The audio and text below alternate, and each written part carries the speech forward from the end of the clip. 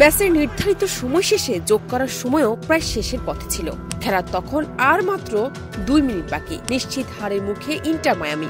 এমন সময় মঞ্চে আবির্ভাব লিওনেল মেসি। তার বাঁ পায়ের জাদুকরী অ্যাসিস্টে পরাজয় এড়িয়ে মেজর লিগ সকারের নতুন মৌসুম শুরু করল ইন্টার মায়ামি।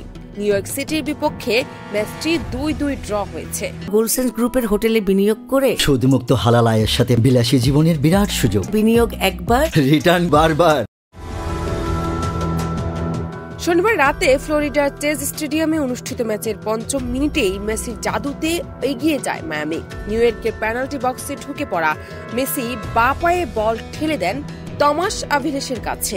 21 বছর বয়সী আর্জেন্টাইন সেন্টার ব্যাকের গোল করতে ভুল করেননি। সেই আভিলেসেই 18 মিনিট পর লাল কার্ড দেখলে মায়ামি দর্জনের দলে পরিণত হয়। 21তম মিনিটে মিতিয়া ইলোনিসের গোলে সমতা ফেরায় নিউ ইয়র্ক। বিরতির পর 55 মিনিটে নিউ ইয়র্ক সিটিকে এগিয়ে দেন আলোনসো মার্তিনেজ। মহাবিপাকে পড়ে যায় মায়ামি। তাহলে কি পরাজয় দিয়ে নতুন মৌসুম শুরু হবে? যোগ করা 11 মিনিট সময়ের 9ম মিনিটে ম্যাজিক দেখান মেসি। মাঝ মাঠ থেকে বল নিয়ে অনেকখানি দৌড়ে ডিফেন্সারের এক পাশ বাড়ান বক্সে ঢুকে পড়া সেগোভিয়াকে। দারুণ গোলে সমতা টানেন এই ভেনেজুয়েলান মিডফিল্ডার। জান্নাত টিপু, দেশ রূপান্তর।